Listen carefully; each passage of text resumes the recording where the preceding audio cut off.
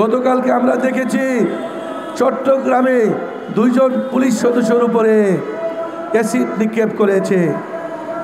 চিন্তা করেছেন আইনশৃঙ্খলা বাহিনীর সদস্যরা যেখানে জীবনের ঝুঁকি নিয়ে জীবনকে বাজি রেখে পুলিশ সদস্যরা এই দেশের ক্রান্তিকালে তাদের পরিবার পরিজনকে রেখে রাস্তাঘাটে 24 ঘন্টা মানুষের সেবায় কাজ করছে, সেখানে আমার পুলিশ ভাইদের উপরে অ্যাসিড নিক্ষেপ করেছে। তারা কারা?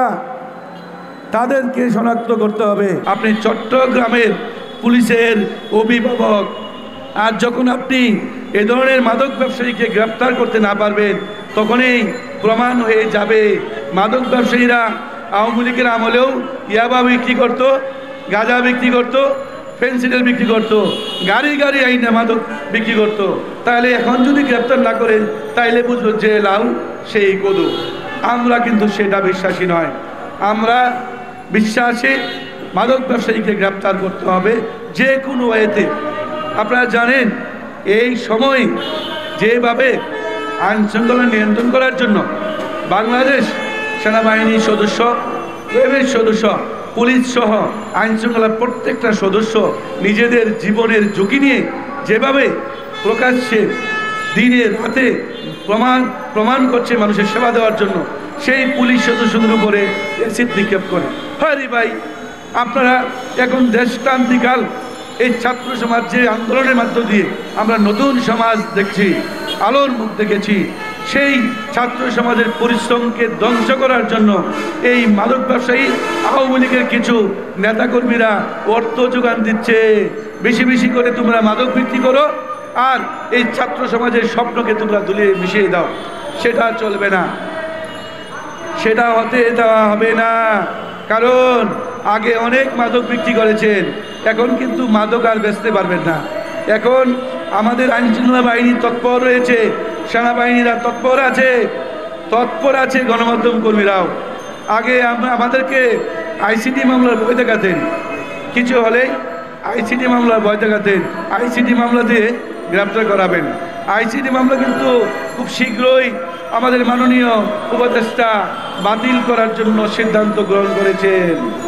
এখন আর ভয় দেখায় লাভ নাই। মাদক বিক্রি করবেন, নিউজ হবে আপনার বিরুদ্ধে, অন্যায় করবেন, নিউজ হবে আপনার বিরুদ্ধে। সুতরাং চট্টগ্রামের আইনশৃঙ্খলা বাহিনীর প্রধানদের কাছে আমার বিনীত অনুরোধ, এই মাদক ব্যবসায়ী মঈনকে দ্রুত সময়ে গ্রেপ্তার করে আমাদের কাছে দেখান যে আপনারা এই মাদক ব্যবসা বন্ধ করবেন।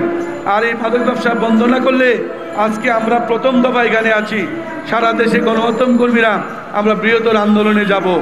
যতক্ষণ পর্যন্ত মাদক কারবারি গ্রেপ্তার না হবে ততক্ষণ পর্যন্ত আমরা রাস্তা কিন্তু ছাড়ব না। আর ভুলে যান, আরেকটি কথা বলতে চাই, গত রাত 9টার সময় আমি ফেসবুকে দেখেছি 2 জন পুলিশ সদস্য পড়ে আছে, তাদের পোশাকের মধ্যে অ্যাসিড লেগে আছে। হারি ভাই, যারা এই সমাজের আইনশৃঙ্খলাকে নিয়ন্ত্রণ করার জন্য তারা জীবন বাজিয়ে কাজ করছে, এই পুলিশ সদস্যদেরকে আপনারা অ্যাসিড মারেন। চান কি আপনারা? আপনারা তো ভালো কিছু চাচ্ছেন না। যারা চাচ্ছেন না তারা সমাজের শত্রু। আমরা মনে করব যারা উস্কানি দিয়েছেন আর যারা আইনশৃঙ্খলা বাহিনীর সদস্যদের উপরে অ্যাসিড মারেন, হামলা করেন, ইট ছুড়ে দেন, আপনাদের কিন্তু ছাড় দেবেন আইনশৃঙ্খলা বাহিনীও। আপনারা ভুলে যাবেন না, ঢাকা আন্দোলনে সফল হতে পারেননি, এখন চট্টগ্রামে আন্দোলন করবেন, চট্টগ্রামে পারবেন না। ঢাকা যেতে পারেন নাই আর চট্টগ্রামে টিকতে পারবেন না, আপনাদেরকে আইনের আওতায় যেতে হবে। সুতরাং অন্যায় কর্মকাণ্ড থেকে আপনারা বিরত থাকুন।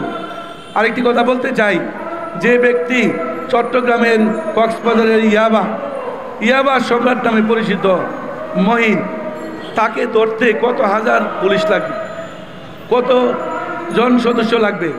আরে ভাই, এখন তো চট্টগ্রামের মানুষ ইচ্ছা করলে ওকে ধরে পুলিশে দিতে পারেন, থানায় দিতে পারেন। অন্যায় করবে, ইয়াবা বিক্রি করবে, ওকে ধরতে সমস্যাটা কোথায়? আর তাকে না ধরে সে প্রকাশ্যে এসে মানুষের যে শান্তি নষ্ট করছে, শান্তি নষ্ট করলে তো বসে থাকার সুযোগ নেই আমাদের। সুতরাং আমি অনুরোধ করে বলবো, এই ছাত্র সমাজের যে স্বপ্ন আমরা বাংলাদেশে দেখেছি, এই স্বপ্নকে আমরা সুন্দর করে সাজাতে চাই, তাদের পাশে থেকে সুন্দর একটি দেশ গঠন করতে চাই। এখন এই চট্টগ্রামের মতন একটি মহানগরীতে যদি মাদক বিক্রি করে তাহলে কি করবে? এটা শিল্প এলাকা, সেই এলাকায় মাদক ব্যবসার বিরুদ্ধে যারাই নিউজ করে তার বিরুদ্ধে পোস্টারিং করে, বিলবোর্ড লাগায়, সাইনবোর্ড লাগায় যায়, বাড়ি ঘরে হামলা করে। আরেকটি বলতে চাই, একটু আগে শুনেছেন আপনি গণমাধ্যম কর্মীদের, কুমিল্লাতে প্রেস ক্লাবের সভাপতির বাড়িতে হামলা করেছে, একজন ছাত্র দলের নেতা হামলা করেছে। আর একটা গণমাধ্যম কর্মী নিউজ করবে তার বাসা বাড়িতে হামলা করবেন, এটা কীভাবে? এটা কি করে সম্ভব? আমরা সম্ভবকে অসম্ভব করতে চাই, কারণ গণমাধ্যম কর্মীদের একা কিন্তু নয়, এক গণমাধ্যম কর্মীরা হামলা করবেন, 10 জন কিন্তু তার পাশে আমরা থাকব, সবাই মিলেমিশে যুদ্ধ করব, সবাই মিলেমিশে আমরা আন্দোলন করব।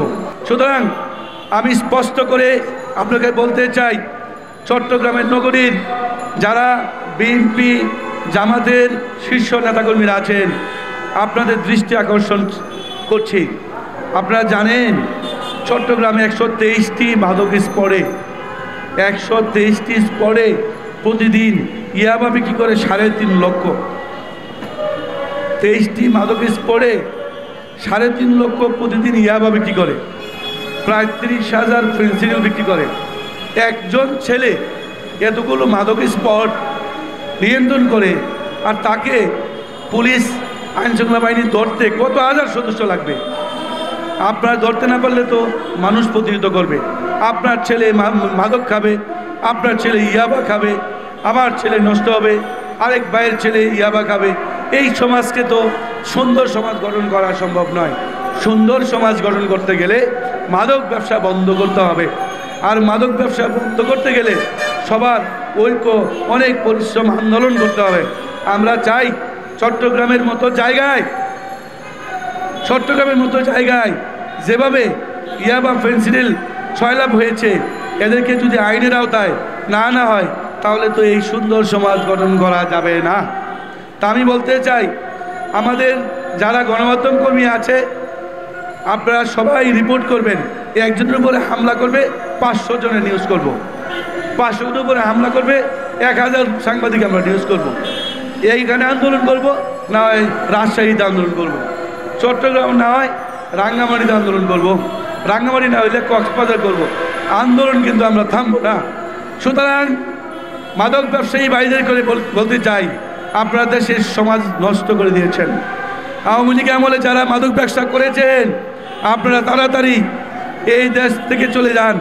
এই দেশে থাকার জায়গা আপনাদের নাই, কারণ আপনি মাদক বিক্রি করবেন, ইয়াবা খাবেন, এই সুন্দর সমাজ নষ্ট করবেন। আপনার এই জায়গা বাংলাদেশে মাটিতে হবে না, কারণ মাননীয় প্রধান উপদেষ্টা একটি কথা বলেছেন, এই সুন্দর সমাজ গঠন করতে গিয়ে আমাদের মাদক বন্ধ করতে হবে, মাদককে বন্ধ করতে হবে। আলেমওয়ালারা বলেছেন, আলেমওয়ালারা সবসময় বলে থাকেন, মাদক ব্যবসায়ী বন্ধ না করলে, ওদেরকে না ধরলে এই মাদক ব্যবসা বন্ধ হবে না। সুতরাং এই সুন্দর দেশ গঠনের পেছনে ছাত্র সমাজ, আলেমওয়ালারার ব্যাপক একটি ভূমিকা রয়েছে। এটি আমি 42 বছরে আমি স্বপ্ন দেখেছিলাম, এমন একটি সুন্দর দেশ গঠনে ছাত্র সমাজ যে ভূমিকা রেখেছে, ছাত্রদের যে আন্দোলন আমরা দেখেছি, ছাত্রদের যে ভূমিকা আমরা দেখেছি, আলেমওয়ালাদের যে ভূমিকা দেখেছি, এই আলেমওয়ালাদের নেতাদের যে ভূমিকা দেখেছি, সত্যিকারে একটি সংগ্রাম আমরা দেখেছি। এই সংগ্রাম থেকে আমার কাছে মনে হয়েছে এই দেশ সুন্দর হবে। আর দেশটা সুন্দর হতে গিয়ে কিছু মানুষ আমাদের এই সুন্দর দেশটাকে ধ্বংস করার জন্য তারা বিভিন্ন পরিকল্পনা, বিভিন্ন কর্মকাণ্ড করে যাচ্ছে। এই কর্মকাণ্ডের বিরুদ্ধে রুখে দাঁড়াতে হবে আমাদের। আর রুখে না দাঁড়ালে এই সুন্দর স্বপ্ন, এই সুন্দর দেশ গঠনে ব্যাপক একটি বাধা সৃষ্টি হবে। আর এই বাধা সৃষ্টিকে কেটে সবাই মিলে সুন্দর একটি দেশ গঠন করতে হবে।